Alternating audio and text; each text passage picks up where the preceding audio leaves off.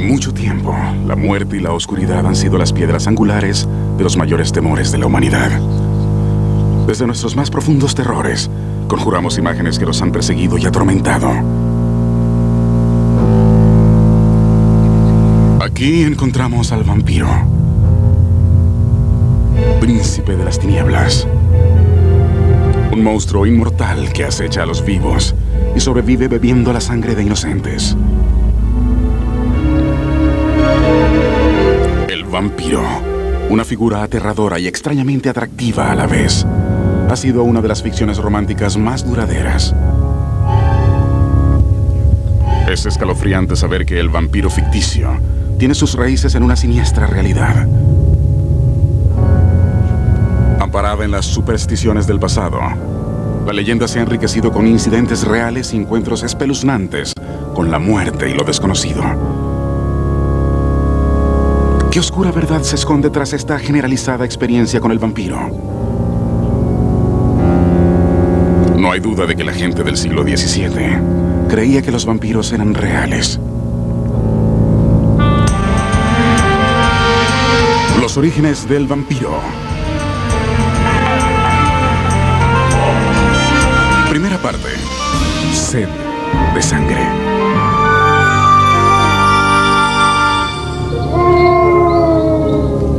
Vampire, Bricolax, Nosferatu, Aparecido, Aswan, Strigoi, Ubor, Rakshasa, vampiro. Mitos y leyendas de culturas de todo el mundo mencionan el nombre de criaturas que se levantan de la tumba para acosar a los vivos. Pero nunca fueron más reales y aterradores como en la Europa oriental de hace 300 años.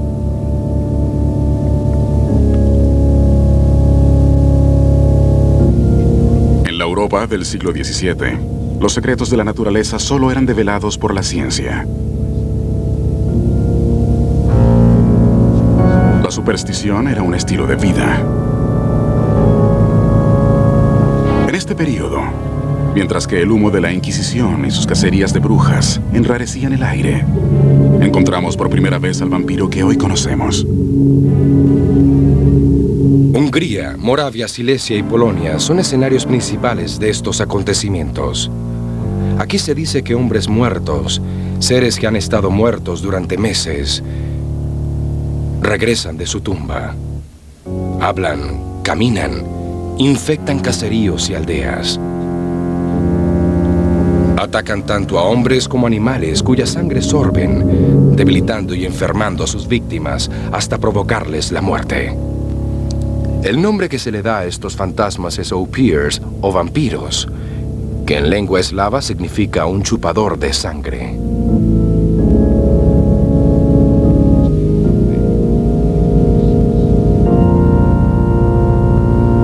En toda Europa existen relatos como este.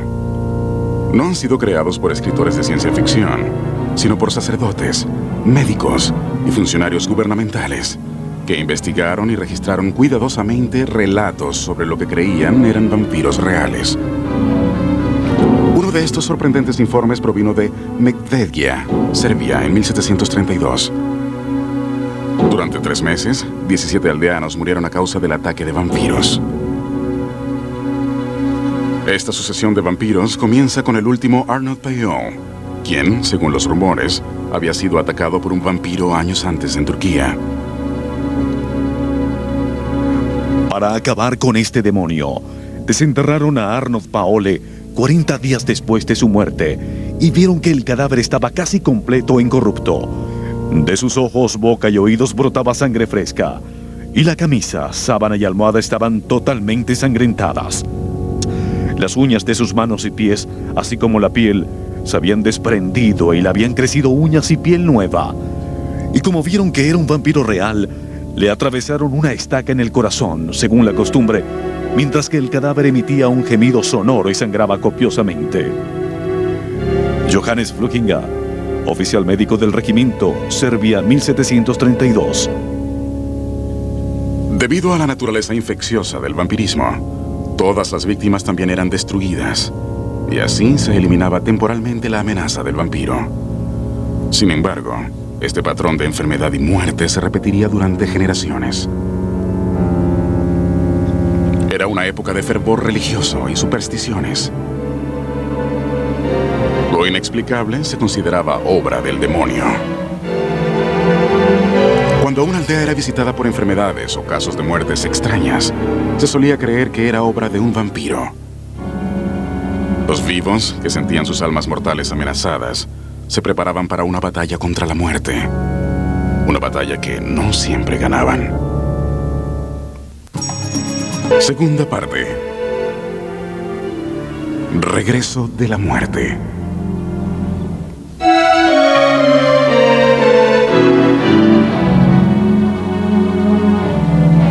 A través de los tiempos, la muerte, la confrontación inminente de la mortalidad, ha sido la fuente de nuestras supersticiones y temores más profundos. El vampiro que conocemos hoy es una creación elegante de la ficción que se asemeja muy poco al vampiro real y aterrador de la historia y el folclore. El vampiro del folclore no era un forastero aristócrata. Era un esposo, una hija, un vecino, alguien que había muerto, había sido enterrado y que regresaba de su tumba para sembrar la muerte entre aquellos que lo conocieron en vida. En ficción, la mordida de un vampiro transforma a la víctima después de muerta. Según el folclore, la mordida era suficiente para infectar a la víctima, pero el área del pecho sobre el corazón era casi siempre el blanco del vampiro. Y además, tenía muchas otras formas de atacar. Asesinos, alcohólicos, criminales, cuerpos enterrados inadecuadamente o no enterrados, las víctimas de muertes no naturales por violencia, suicidio, inmersión, ataques o enfermedades formaban el grupo de mayor riesgo. En Europa se encontraron miles de vampiros. Eran juzgados por las circunstancias peculiares de su nacimiento, su vida o su muerte. Pero el factor común entre todos los vampiros era su capacidad para matar chupando la sangre vital de sus víctimas.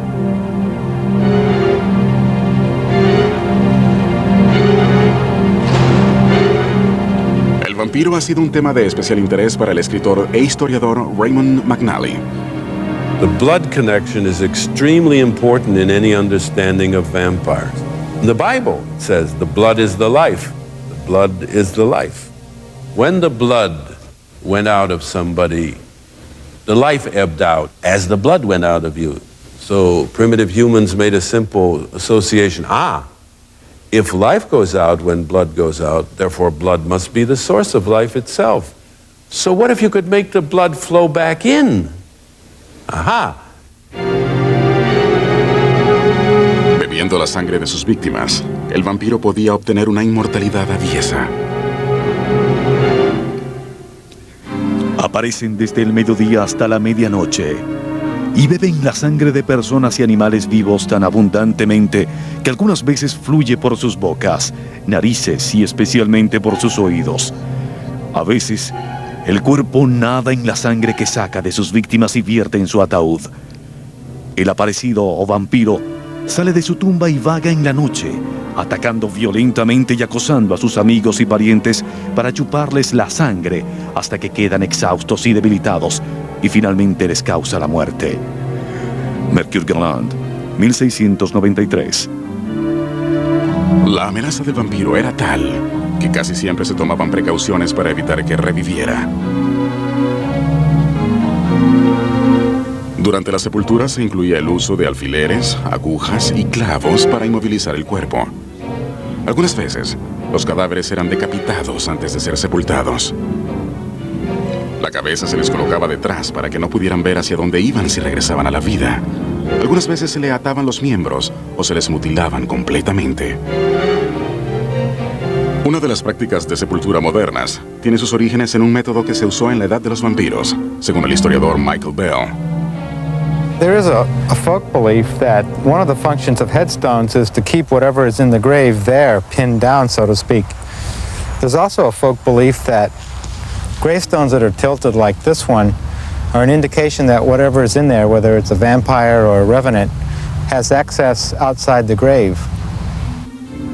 In folk tradition, it's not necessary to say the vampire physically, in the corporeal body, comes out and sucks your blood by biting your neck with fangs. But the belief was that there was someone in the grave who was not dead yet.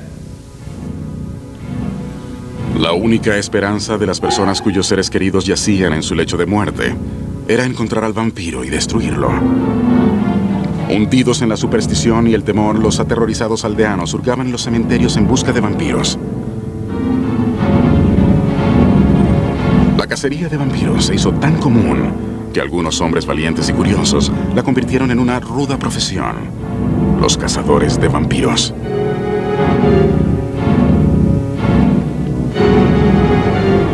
Matthew Bunson, autor de la Enciclopedia del Vampiro, nos explica. The vampire hunter of the European tradition was, by definition, a very well-educated individual. These were men who held distinguished positions in very much esteemed universities. These were doctors of philosophy, of theology, of history. They taught, they wrote, but at the same time, they had a fundamental belief that vampires existed. As a result, these, as I said, very distinguished gentlemen resigned their positions or took sabbaticals, and they literally traveled around Europe, visiting villages, visiting cities, visiting archives, anywhere that they believed that real cases of vampirism or vampire attacks had occurred. El doctor Johannes von Lovell, a finales de la década de 1700, recorrió los terrenos fértiles de Serbia en busca de vampiros y aseguró que pudo sentir un ligero pulso en los cadáveres. Dom Calmet, clérigo y teólogo francés, fue quizás el documentalista mejor conocido y de mayor credibilidad entre los cazadores de vampiros. Calmet no dejó dudas sobre la terrible amenaza del vampiro. Los detalles relacionados con ellos son tan singulares, precisos y están complementados con circunstancias tan probables y respaldados por testimonios legales de tanto peso y tan fidedignos que parece imposible no suscribir la creencia que prevalece en estos países, según la cual estas apariciones realmente surgen de sus tumbas y que son capaces de producir los terribles efectos que se les atribuyen en una forma tan categórica y generalizada. Dom Agustín Calmet, 1746.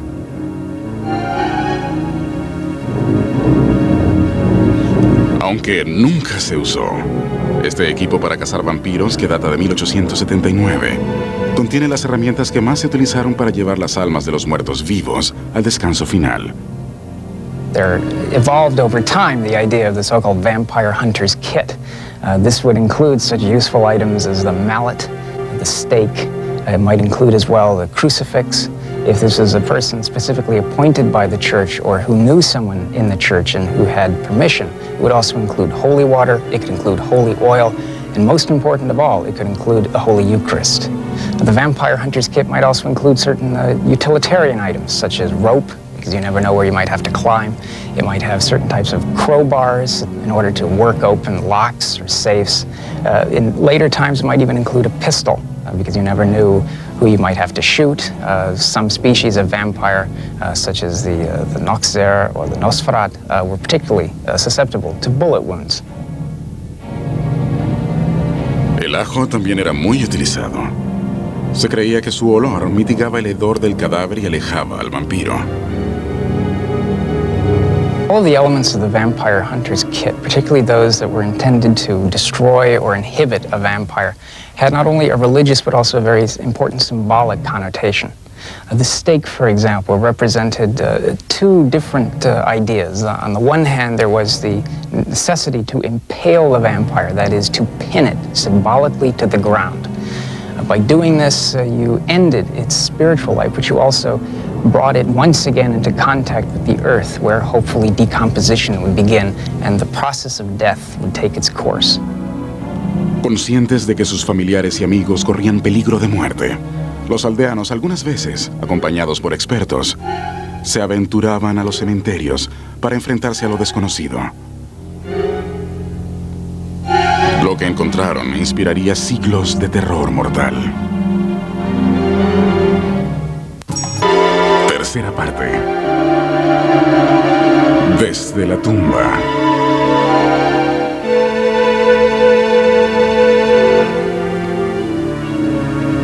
Los cementerios siempre han sido lugares misteriosos. Su relación con la muerte suele inspirarnos una reacción visceral de miedo ante lo desconocido. Durante siglos, han sido el territorio de lo sobrenatural. En el pueblo de Breslau, en la Alemania moderna, el cementerio fue el escenario de un encuentro con el vampiro durante el acto de sepultura de un zapatero local que se había suicidado. Durante 8 meses, la gente del pueblo contó historias de apariciones nocturnas. Según los rumores, el fantasma del zapatero se les aparecía a la orilla de la cama y los apretaba tan fuertemente que les dejaba marcas. En la tumba abierta encontraron el cuerpo completo e incorrupto, pero había estallado como un tambor. Conservaba todos sus miembros, pero no lucían inflamados como los de otros muertos. Podían moverse fácilmente. La piel de los pies se había escamado, dejando paso a una nueva, más pura y fuerte que la primera. Le cortaron la cabeza, así como los pies y las manos. Después cortaron la espalda, la abrieron y sacaron el corazón, el cual lucía tan fresco como el de un cordero recién sacrificado. Juntaron todo y lo quemaron en una pira. A primera hora de la mañana, cuando la pira se había apagado, echaron las cenizas en un saco y las arrojaron a un arroyo. Prusia, 1591. A principios de la década de 1700, los asesinatos de vampiros eran un lugar común en toda Europa. Se basaban en creencias culturales enraizadas en la antigüedad. Prácticamente todas las sociedades del mundo tienen leyendas de los muertos vivos que acechan a los vivos y beben su sangre. Probablemente, el vampiro de Europa fue traído de la India por gitanos nómadas. The most likely candidate for the birthplace of the vampire is in the Indus Valley, in that a very early civilization dated to the 3rd millennium BC. It was there that we have evidence of some of the earliest of the vampire cults, the worship or the veneration of so-called vampire gods, or supreme, if not highly powerful beings of nature who were placated and satisfied with sacrifices and offerings of blood. A lo largo de las rutas comerciales, desde el lejano oriente, han llegado leyendas de demonios que chupan la sangre a los vivos. Del oeste proviene una poderosa religión que sostiene que la sangre de un salvador es sagrada. Hace casi 300 años, atacaron la Europa oriental. Armado con la fe cristiana, el pueblo reconcilió la superstición con la fe. La cruz se convertiría en la guardiana universal contra el vampiro.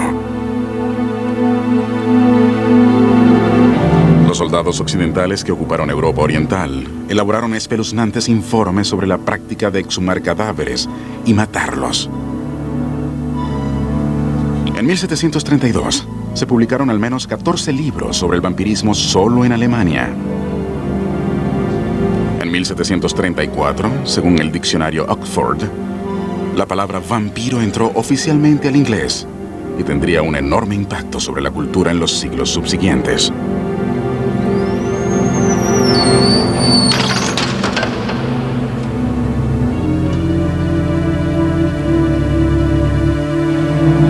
En Nueva Inglaterra, centro del puritanismo americano y de las cacerías de brujas, relatos que surgieron casi un siglo después guardan una sorprendente similitud con los asesinatos de vampiros de Europa Oriental. El 20 de mayo de 1854, Horace Ray de Griswold, Connecticut, fue exhumado y su corazón destruido para acabar con las continuas muertes de sus familiares, según lo reseñó el Norwich Courier. Aunque el término vampiro nunca se usó, es evidente que estas supersticiones ya habían llegado a América. Este cementerio en Exeter, Rhode Island, es el lugar de uno de los casos de vampirismo más resaltantes de América. Well, the most well-known vampire incident in Rhode Island, probably in New England, happened in 1892. And it's most well-known because it's reported in the Providence Journal and the Journal Bulletin, the local newspaper for that time. And this happened in Exeter, Rhode Island, in March of 1892. What happened at that time was Mercy Brown's body was exhumed and her heart was cut out and burned on a rock, and the ashes were fed to someone in the family who was dying of tuberculosis. También se conoce la historia de Nellie L. Bung, quien murió en 1889. Casi un siglo después de su muerte, corrían rumores de que Bung era un vampiro. La inscripción en su lápida dice: "Estoy esperándolos y observándolos". Según la leyenda, en su tumba no crece el pasto. Hace poco la lápida fue eliminada para evitar los recurrentes actos de vandalismo. Pero casi todos los días la gente se acerca a echar un vistazo. Ha habido suficientes incidentes de vampirismo durante los 2 siglos desde que Duncan May y los primeros cazadores de vampiros mantuvieron vivo el interés en esta figura. Aunque pocos lo admitirían, la creencia en los vampiros sigue siendo una convicción silente y escalofriante. Incluso durante la primera mitad de este siglo, el reverendo británico R. Montague Summers continuó buscando vampiros. Summers investigó casos generalizados de vampirismo y la aparición de cadáveres vampíricos. Su conclusión, luego de escribir 2 de los libros más famosos sobre vampiros, es que los vampiros son reales. ¿Acaso es posible que hayan existido vampiros reales desde siempre? Las mentes racionales lo descartan. Sin embargo, una experiencia de Raymond McNally en un funeral en Transilvania hace apenas unos años revela que la idea persiste. And I saw that at the town of Rodna in Transylvania when I was there. I was visiting and along came a funeral procession. I asked what had happened and they told me, the villagers, that it was a girl who had committed suicide. Now, one of the candidates to become a vampire is someone who's committed suicide, led a violent death. There are other categories. I knew that there was potential trouble there. So I stayed around for the ceremony, and I noticed they buried her only 1 foot under the ground. Couldn't figure that out, very shallow grave. Well, I found out why, because after the official religious ceremony, the villagers came out to the graveyard, they dug up the coffin, and they did what you see in the movies, only they did it effectively. They drove the wooden stake through the body, into, through the wooden coffin bottom, and then into the ground. ¿Hay alguna base real para creer en los vampiros?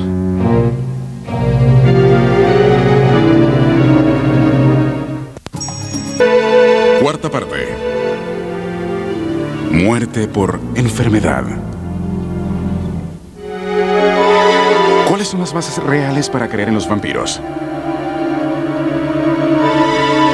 La inmortalidad aviesa del vampiro es una idea que nos seduce.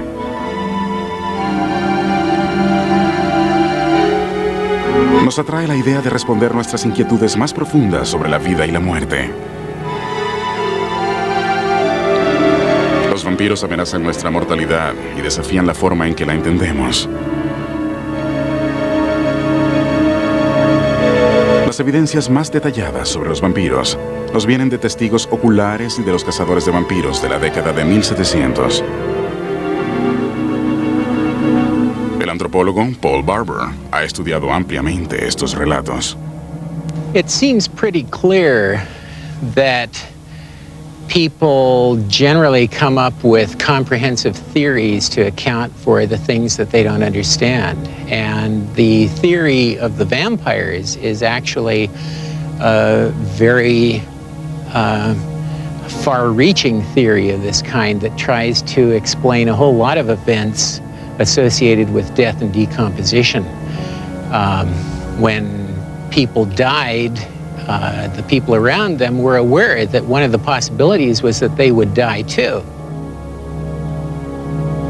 These are people who didn't know about disease vectors, and so they accounted for them in very different ways. And because of the common belief, which historically is attested all over the world, that death is brought by the dead, what they tended to do was to dig up the dead and try to determine if they were in fact causing these deaths.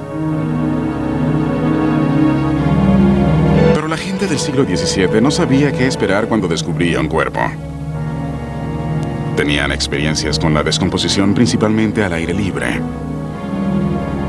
En una tumba, la descomposición es más lenta.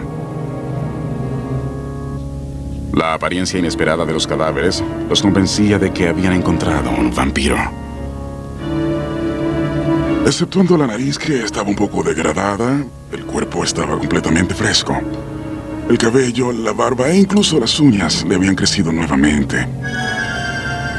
La piel vieja, un tanto blancuzca, se había descamado, dando paso a una nueva. El rostro, las manos y los pies del cuerpo estaban en tan buen estado que no habrían podido estar mejor en vida. Con asombro observé sangre fresca en su boca, la cual, según los rumores, había chupado a las personas que asesinó. Juez eclesiástico imperial, Hungría 1725.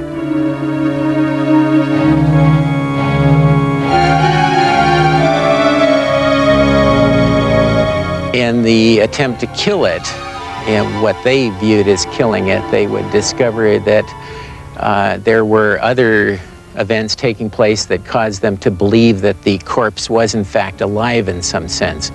One of these was the fact that the corpse wasn't in rigor mortis, but we wouldn't expect the corpse to be in rigor mortis because that's a temporary condition. Another is that they discovered that if they cut off its head or drove a stake into it or cut it into pieces, that the corpse would bleed. Again, this is not an unusual event. It's true that blood coagulates at death, but it's also true that it very often becomes liquid again. And the most striking event that they describe is if they killed it in such a way as to put pressure on the corpse, for example, by driving a stake into the chest, the corpse would let out a groan. Well, it's pretty clear that this is, again, not an unusual situation because the corpse is still intact, and if you push down on the chest, what you're doing is forcing air past the glottis and causing a very lifelike groan. But this is something that was extremely frightening to people. Sin embargo, el temor que causaron estos incidentes no basta para explicar la persistente creencia en los vampiros. ¿Cómo el asesinato de un cadáver vampírico podía terminar con episodios de supuesto vampirismo? La respuesta podía estar en una coincidencia única. At first it may seem strange that the disease of tuberculosis is associated with vampires or vampirism. But when you look at the symptoms attributed to both, then you can see there's some reasonable connections. First of all, tuberculosis, or consumption as they called it 100 years ago, usually it settled in the lungs. That's what consumption was, tuberculosis of the lungs. And it rotted away the lungs, to put it bluntly, so that a person who was suffering from tuberculosis would get weaker and weaker, and it was worse at night. Someone lying flat on the back, for example, the lungs might fill with fluid, they would cough up blood, there might be blood on the corner of the mouth. When they woke up, they might complain that the chest felt like a weight was on the chest, and then day by day they would seem to lose vitality and strength and get paler and weaker. And those are basically the same symptoms attributed to vampires. Aunque Aunque la gente de 1700 no poseía el conocimiento científico que necesitaban, la evidencia empírica que recogieron durante años les fue muy útil. Los cadáveres enterrados en tumbas superficiales en tiempos de epidemias seguían siendo contagiosos.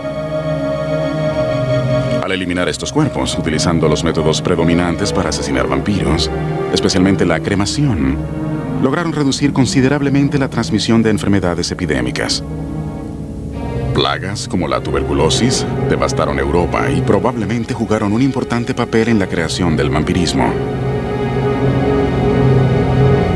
Por el Dr. Franz Hartmann, un médico austríaco que preservó algunos de los relatos más interesantes sobre los vampiros del siglo XIX, descubrió una explicación más espeluznante aún.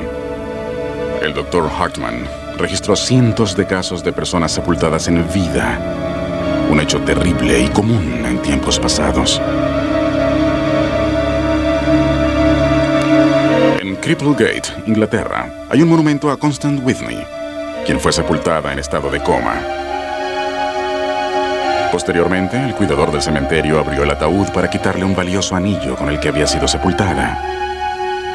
Cuando levantó la tapa del ataúd, Constance despertó. Estos casos fueron tan frecuentes y tan reseñados que suscitaron pánico internacional en el siglo XIX. La gente comenzó a instalar mecanismos en los ataúdes que les permitieran activar una alarma y pedir auxilio a las personas en la superficie.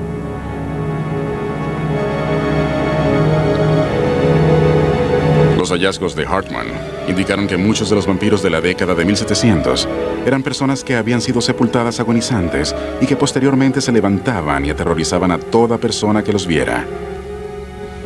Cuando estos casos de entierros prematuros se combinaban con observaciones de cadáveres por parte de personas carentes de conocimientos médicos avanzados, inmediatamente los consideraban como evidencia sólida de vampirismo. Los cazadores de vampiros no tenían forma de saber que la ciencia del futuro explicaría algún día sus observaciones. Sus informes se convirtieron en la base de la aceptación pública de la existencia real de los vampiros y de la histeria en torno al vampirismo que se esparció en toda Europa. There was inevitably, however, a certain cultural or intellectual backlash against this kind of thought. This occurred in the 18th century as a result of rationalism, of skepticism, and you had authors and philosophers such as Rousseau and Voltaire speaking out against this idea of vampires living in Europe or preying upon the living throughout Europe. So the rationalism, the idea of the skeptics throughout the 18th century helped lay the groundwork of discrediting the idea of the vampire in terms of the public imagination.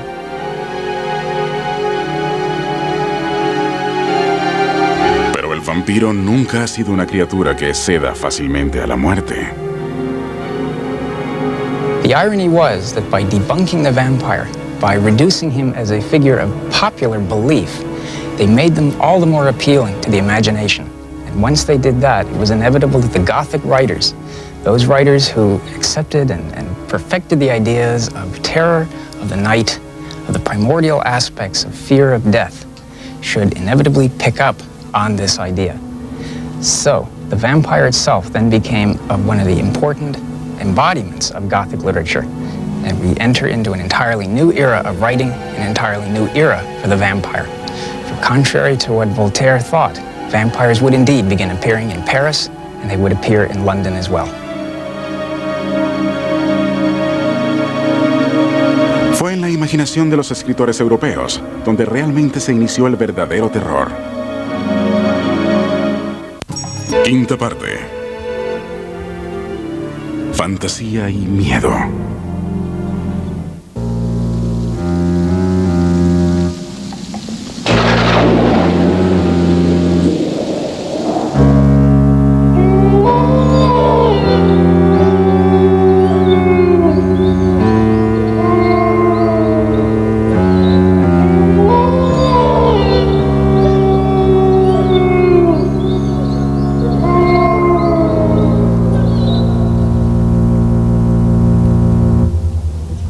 La figura del vampiro se ha convertido en una de nuestras ficciones románticas más populares. Son atractivos por el horror que inspiran y su penetrante poder en las profundidades del alma humana. Hoy, la ficción del vampiro es más popular que nunca, debido a la obra de escritores como Anne Rice. There's something emotional and mystical about that figure.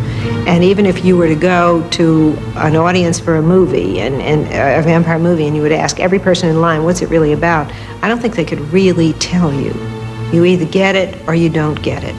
But some of us, when we look at that figure on the screen or when we read about him in literature, we feel a kind of heightened awareness, a kind of dark emotional thrill. It strikes a chord very deep in us. Maybe we'll never fully understand, and maybe we shouldn't. Art is the place where we express those things that we don't fully understand. Drácula, de Bram Stoker, es la historia consumada del vampiro. Stoker basó su historia en la vida de Vlad Tepes IV, un gobernante de Transilvania que vivió de 1431 a 1462.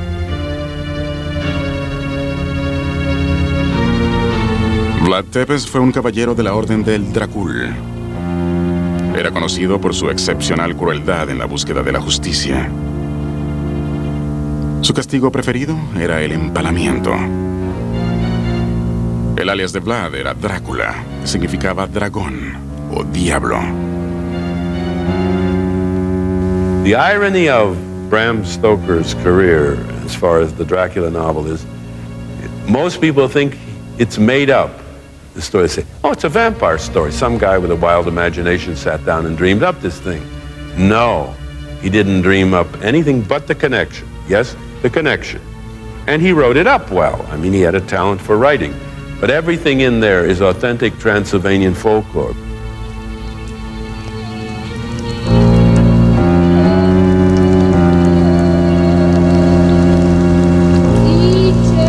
El Drácula de Stoker es la figura del sumo demonio. Pero para los residentes locales fue un héroe. Badescu Cesar es un líder de la comunidad y maestro de historia en Arefu, una aldea a la sombra del castillo de Vlad. Domnia lui Vlad Tepes aparține secolului al XV. Vlad Tepes reigned in the 15th century, and the myths about werewolves and vampires only appeared later. Myths that have nothing to do with reality. The real Vlad Tepes had no desire to see bloodshed. He was rather a symbol of justice. He used impalement as punishment, not because he liked it. He had to do it in order to try to uproot the evil happening in Taura Romanesca at that time.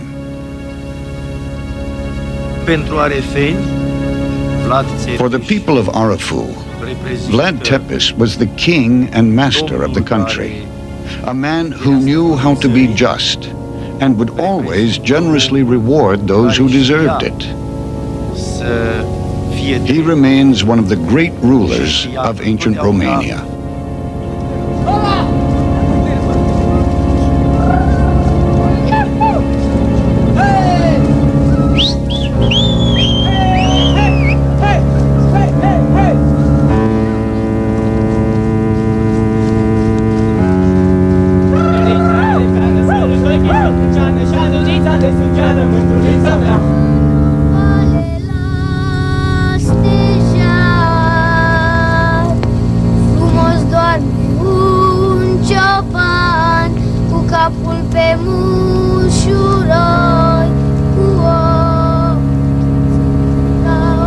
Las místicas montañas y los oscuros castillos en ruinas de Transilvania son el lugar ideal para crear relatos de horror.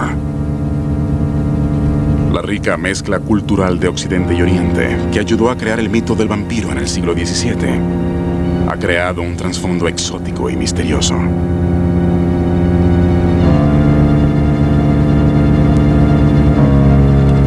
El modelo de la ficción moderna para la mujer vampiro se basa en otro personaje real de la historia, la condesa Elizabeth Bathory, también conocida como la Condesa Sangre. La Condesa Bathory nació en 1560 en una parte de Hungría que bordea los Cárpatos. Elizabeth Bathory also spawned a legend, famous legend, that she used blood for cosmetic purposes. And supposedly, according to this legend, she thought that the blood made her skin acquire the characteristics of the young girls who served her. But actually what she did was something even more horrible. She believed in an old adage that you are what you eat. So she recorded in her diary some 650 girls. She butchered and then devoured parts of their bodies because she thought that way she could acquire their characteristics. Por sus crímenes, fue encarcelada de por vida tras un muro de ladrillos en una celda sin ventanas. En 1614, uno de sus carceleros deseaba echarle un vistazo a la condesa, de quien se decía era una de las mujeres más hermosas de Europa. Había una abertura en la puerta para pasarle los alimentos. Cuando miró al interior, vio a la condesa que yacía inerte en el piso. La mujer que había vivido para ser admirada había muerto sin ser vista. Estas historias basadas en hechos reales le dieron una dimensión más real al vampirismo ficticio. Contribuyeron a desarrollarlo desde sus raíces folclóricas hasta convertirlo en uno de los símbolos culturales más populares. El vampiro ficticio ha alcanzado la inmortalidad real en la imaginación. The vampire haunts our imagination, and each person who comes up with a vampire character and writes about that character is responding to a whole lot of inheritance and a whole lot of subconscious thoughts. The figure himself is wonderful. He's magnetic. He's a metaphor for the predator in all of us, the outsider in all of us. I mean, I think there's no end to what you could write using the vampire as a metaphor for everyone. I think the vampire will always be with us in one form or another. I think he sank a bit in this century when for a while he was the subject of pulp literature, but now once again you have all kinds of people writing the very best books they can write, and there are vampires in them. Cuando los vampiros aparecieron en las películas, tomaron una nueva forma de vida. Se convirtieron en superestrellas. I am Dracula.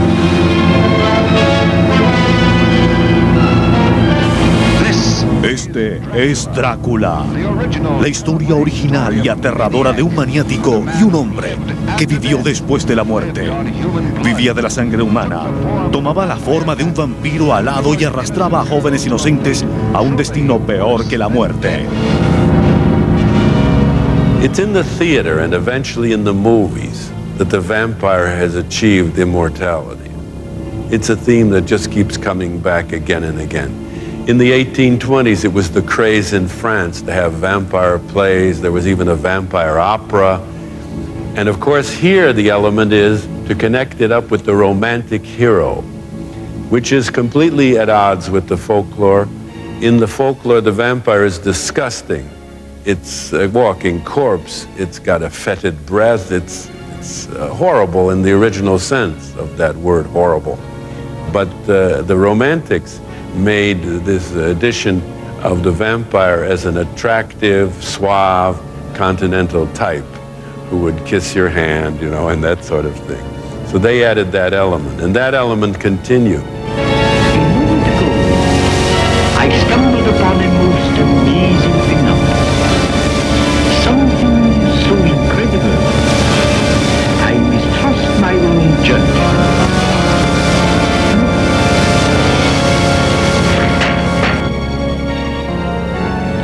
El Nosferatu alemán es el que más se asemeja al vampiro de la antigüedad.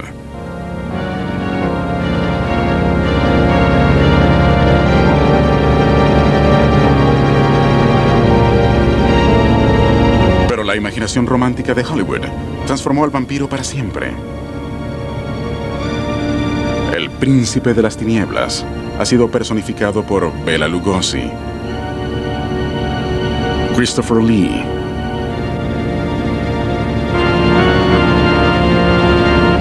Frank Langella y Gary Oldman, entre otros.